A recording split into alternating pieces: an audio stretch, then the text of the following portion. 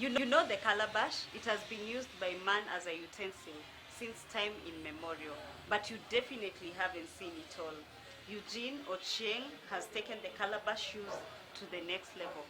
He's the founder and CEO at Lystal Decor Kenya, a company that specializes in carving calabashes into beautiful lighting art pieces. Hi Eugene. I see you've taken the calabash use to the next level. Yes, we did. Kwenye natoka, this one we use it to take beauty. Yeah, in most places. Yeah, in most places it's used as a utensil. Yeah. But yeah. I see you've taken this to the next level. You're making very beautiful artifacts. Yeah, yes. Hebu tuambie ulianzaje?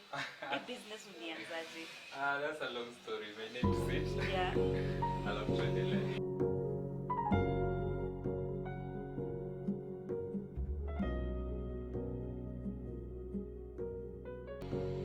Hi, I'm Eugine, founder and CEO of Lystal Decor. We deal in interior design, and part of that, we make beautiful lighting art pieces. Let me take you through our journey. Eugene is a talented artist and an entrepreneur, an urban designer by profession, an interior designer by passion. Yeah, so basically those.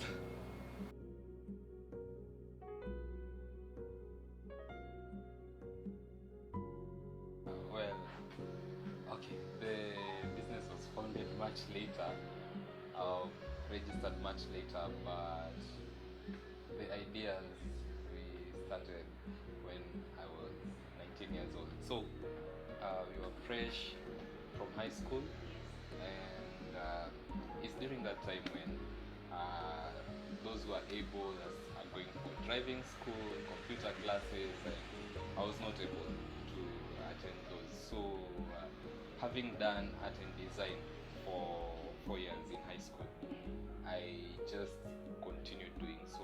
My days were spent painting and making things and just creating stuff, art and craft. So after some time, I had a few close friends who are also not fortunate enough to be attending driving school or computer classes. They're like, we actually need to start hustling. And at that time, I was still making prototypes of the lampshades. They were not really for sale. I was just making because I loved making things. And so when two of my friends said they needed something to do, I thought, well, I could make this and sell it, and we could have some money for ourselves. So basically, that's just how it started.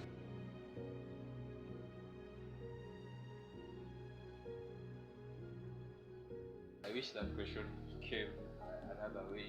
I would have known how to answer it better, but still, along the same lines, I would say the motivation is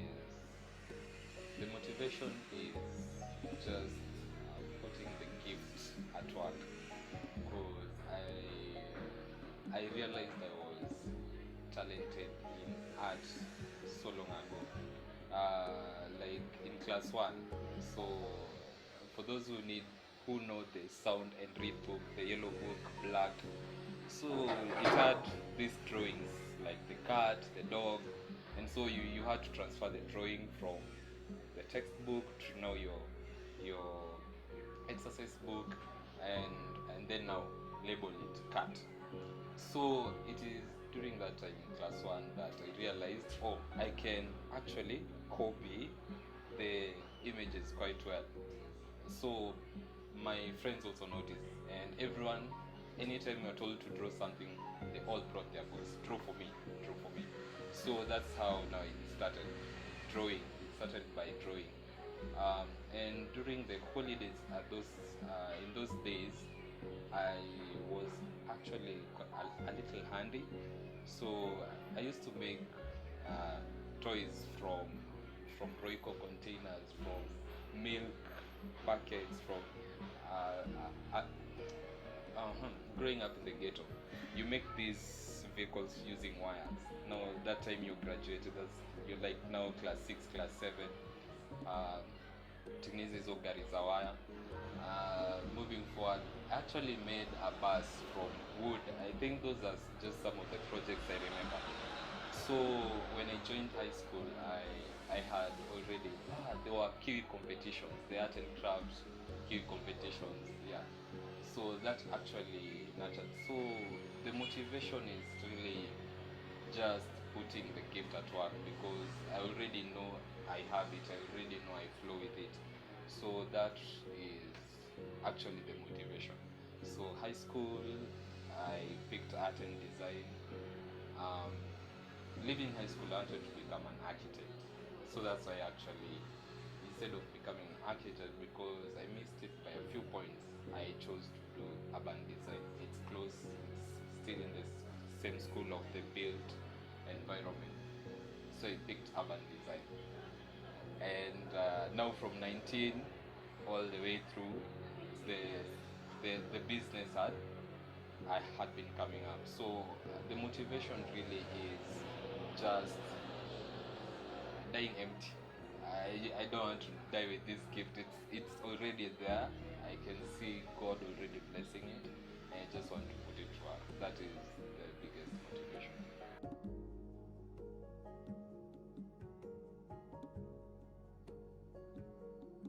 Capital. I don't think I ever thought about capital starting. Probably someone would want to redefine what a business is. Um, okay, starting I had not even thought of making profit, because I just needed to sell the items so that I can buy material to do more artwork. Until now, we really needed to do business to get something for income. So probably what makes someone to need so much capital is we think of a business as this shop where you have these employees and you have all these things put together, the branding. You really think of it as one big entity, and that in many times it limits someone from starting, because you want to put everything together before you start. You look out there, you want to get to be renting a shop. For business, you don't know if it will be profitable. You want to have employees. Instead of being the employee yourself, until the business is actually able to pay other employees. So for me, in the practical sense, I would say start small. If you're thinking of selling this product, you don't have to really have all the capital to buy stock. Then sell it slowly by slowly. Are you able to create trust in your customers and market the product before you get it, and make them pay deposit for you to buy the stock? You see, like, if you're able to build trust, if you're able to do it small, in most cases you will eliminate the need of having such huge amounts of capital. Now that I'm speaking from probably having grown a little bit more to understand that, but from what worked for me was mere passion. But passion, and it's a lot of grace by there. I just thank God. I can say that I even had the capital for the time I was coming to now rent a shop. I didn't have it. I was already selling pieces. I was already having the people knew about the product.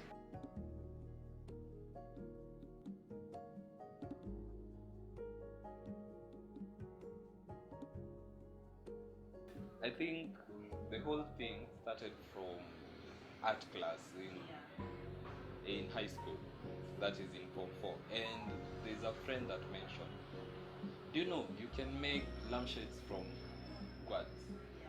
And that's where it ended. That is in Form 4. Do you know you can make lampshades from quads? And so um, the first piece and the second piece didn't even make it for sale. But you tried. Yeah, so this is what happened. So after I mentioned that, in art school we did drawing, we did painting, we did a lot of our projects were very handy. Our our Form 4 project was a collage. So by the time I was finishing Form 4, I had a few tools. You had a cutter, you had paints, you had, you know, a few crafts that you can use, a few things you can use for crafts. So after Form 4, these are the things that I put to use. I already had little knives, I already had paints. So for my own purpose, it wasn't for the business at that time. For your own passion. For my own passion, I went and bought 3 calabash. At that time, calabash were cheap. I think I bought each at around 50 shillings. So I bought 3 calabash and I came and started working on them. Based on that idea that guy shared, that do you know you can make lampshades from guad? I had never seen a guad lampshade, and I don't know what was going on in my mind. I would have just gone and googled guad lampshade and seen what it looks like and start making. So I didn't do that. I just worked on that. You were creative. Yeah, so I started working on, do you know you can make a lampshade from a guad? And I started making. The first one didn't even make it. The guad broke into pieces. I just picked it, put it in the dustbin. The second piece I used the guad and glass. So I was putting glass pieces inside the guads, like these pieces here. They were glass pieces. So it took me around 3 months to make that piece, because I had to cut the guad and then cut the glass and then fit it into that space. You could just fit around 2 pieces per day, plus everything else. Plus I was still doing painting, so it wasn't like the main project I was doing. So after the 3 months, that piece was successful. And then came my friends and they were like, what can we do to make money? And I was like, I have this idea, I'm still exploring. So now that's where the other 2 guads, it was actually 1 guad left. We created a prototype. That one we made using marbles. Najua bado hizi za watoto za kucheza. So we put marbles, which was easier because now they were round. Marbles and the guad. And then we lit it up and it was beautiful. It was like, we can sell this. So that's now the point when we bought 3 more guads. We made them using guads and marbles. I think there's a piece with marbles around here. We'll look at it later. So we made 3 and we sold them. The 3 guads. So that was around 150 for guads, around 100 bob for a packet of marbles, and then we had to paint them, and I had paints that I used for now paintings. So that was it. We had our first 3 pieces. We made them, we sold them, we quote unquote forced our families to buy them. And they were so heavy. Like they were so heavy. You hang them and then unajua ili toanisha hizo wires, they were that heavy. So our parents were like, no, these things are so risky, you cannot have them hanging.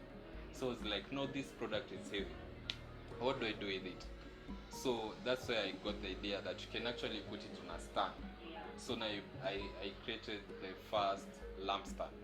So it was a piece like this, with marbles because it was too heavy to hang up, and a stand. So after that, now we started selling, making and selling, and now everything else has evolved based on customers' feedback. So you try selling them this lampshade and they're like, this is too heavy. can you do one with Ankara? I want something African. So you go back to the drawing board and you're like, what would my lampshade look like with Ankara? So I think that was now the turning point for me. That customer that suggested, can you make me an African and a lampshade that has Ankara? So I went back to my room. My room was the workshop. Went back to my room and I thought, and I had to redesign the whole thing to fit in the Ankara. So I fit in the Ankara and a few marbles. So it was now light. It was just fabric and the quad and a few. So we went back to selling the design and they're like, I want something plain, I want something gold, I want something like this, I want something like this. And that's now how it all evolved. It is just like, can you make it blue? We go find blue paint and blue fabrics. Can you make it white? Can you make I don't like these shapes. So I think first people found something unique and customizable. So they have put us to work, and most of even the wall hangings, someone just came, I like this idea, can you put it on the wall? And I was like, wow. You just go back to your workshop and like, how do I put this in the wall? You just spend the whole night, how do you put it on the wall? And the next morning you just get it. Yeah, you thank God and cut it into half, put it on a board, put a frame on it, do this the background, and there you have it.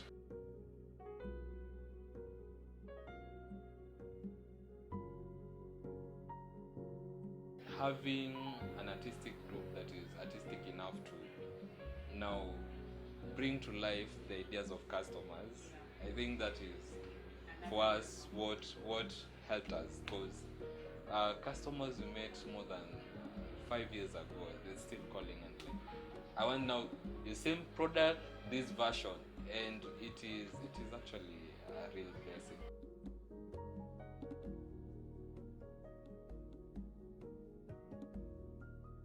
When I joined first year, a friend of mine approached me, um, still staying in Dandora, and okay, life is a little different over there.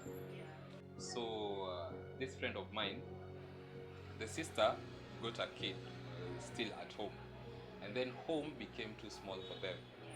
So he was like, I cannot stay at home. I need somewhere to stay, and I have my own place. It was a room. Mom was still paying for it. I was like, we have enough space here. So he became the first supervisor for the business actually, because now how I was working, in the evening I design and draw everything, and I leave him during the day to make while I'm in school. So that's how it worked. So um, when he come from school, we go marketing. So we started marketing in Dandora, and then wow, it was interesting. You know, you're still struggling with pricing, you're still struggling with marketing, and it was all generosity. So first we made a stand. We made a stand, and we put wires in it with bulb holders, and we asked for power from. It was actually a pub, and we displayed in front of the pub. And in the evening, when people are coming from work and they're passing, and they're like, nice lampshades, you know, now they're lighting in the night. And they're like, how much are these? Can I get it at 100 bob? And you're like, 100 bob? Man, we've spent around 300, 400 making this last time. You know, so it wasn't working. So you're like, the right product, wrong audience. So we tried to move up. Now we moved to start marketing in Buruburu. So I approached a shopkeeper. I still remember his name, Gidenji. Somewhere around, and I asked him, can I put my stand in front of your shop? And he was like, that's okay. And he never charged me for electricity. So yeah, so we were able to fit 6 lampshades. So we'll make during the day, he would make during the day when I'm in school, and in the evening we do the marketing, and we put our stand outside and we sell the lampshade. So now that went on first year, a bit of second year.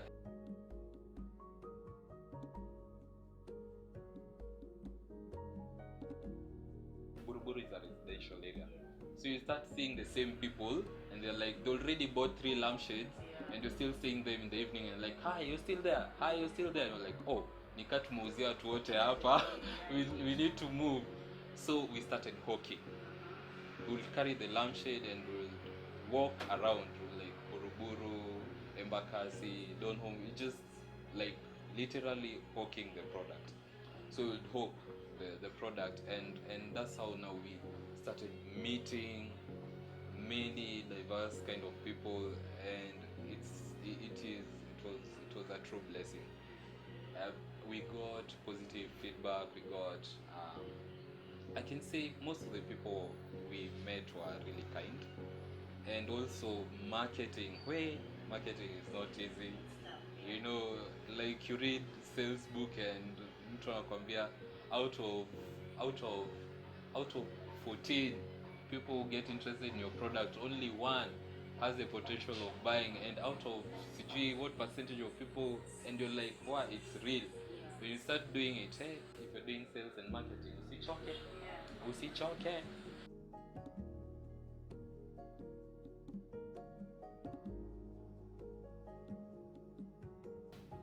After 2018, I didn't finish my 4th year the first time I did.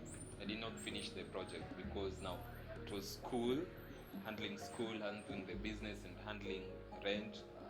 And I think at some point I just broke down. And after 2018, I just said, let me take a break. So we closed the business. I moved back home. I decided in 2019 I'll just be a student. So I went back to school, did urban design I think that was the single year of my schooling that I really dedicated to studying.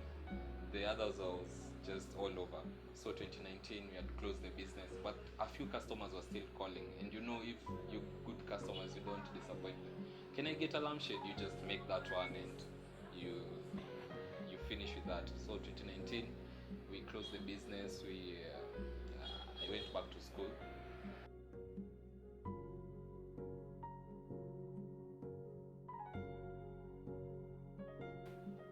I finished school, I graduated, I immediately got a place, and I now started.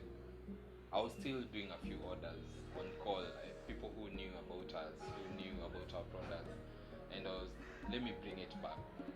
Now after school, now I'm working, and that's how now I started making strategies one by one of how I can bring it back, because I already have the product, I already have the market, I already have so much, and I already have a little cash I can pump into the business. So that's how it started. I got someone, I trained them how to make the lampshades, because again I have to be working and doing business, and that's how we got here.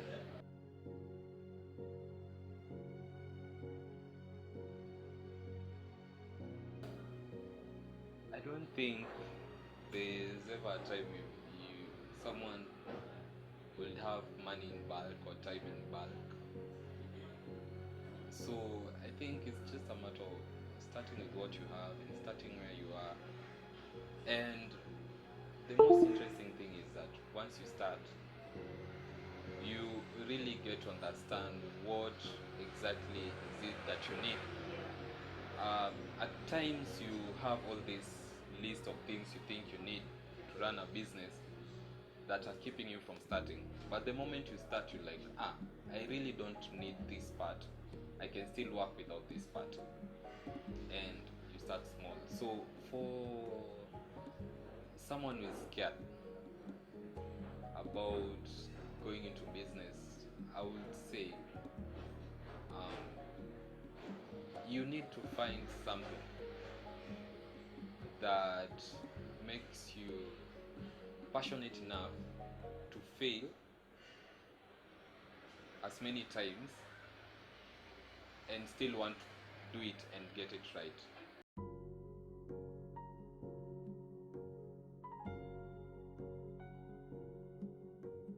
I have I have 3 employees. One is running our marketing campaigns, our social medias, our accounts, and 2 are constantly doing production. So we get another 4 when we have projects outside or when we have so much work.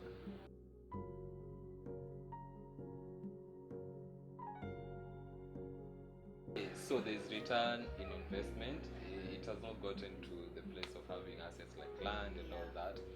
So what I've done is mostly I have been able to get machines. I have been able to get machines for the business in terms of we expanded into now doing we are now doing painting. We're doing the whole interior design package, and it has come with other needs for the business. So now you're not only doing lights, you're doing furniture, we're doing paintworks, we're doing graphic design for our clients who need it for the whole interior design package.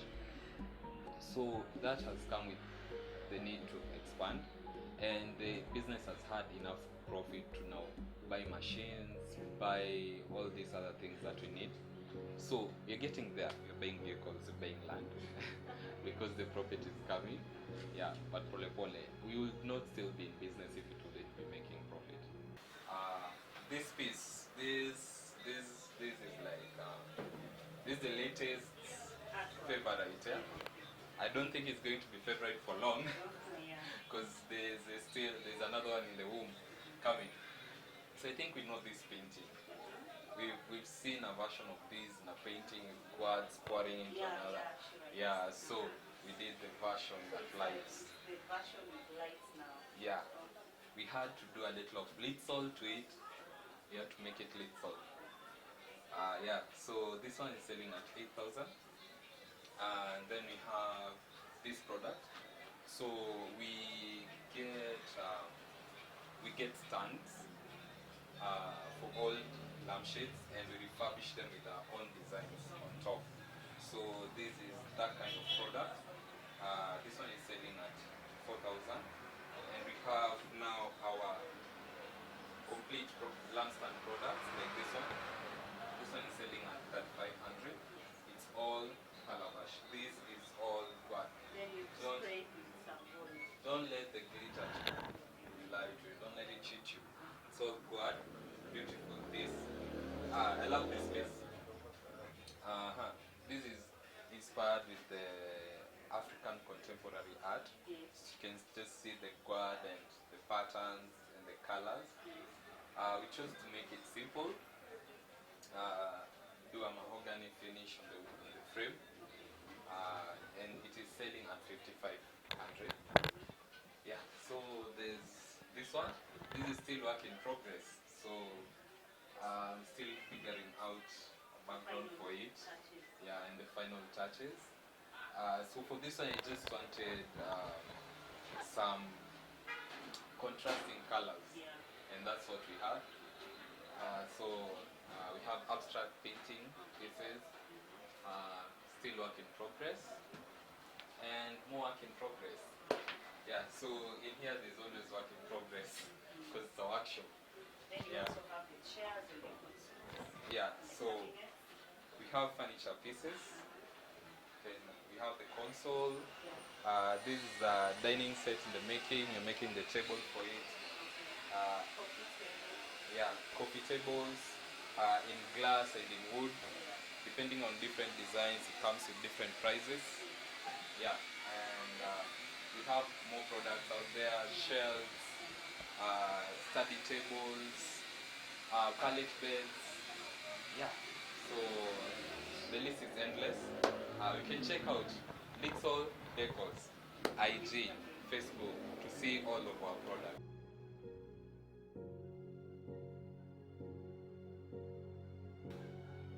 find us on IG at Lystal Decors, on Facebook at Lystal Decors, and our physical shop opposite Shell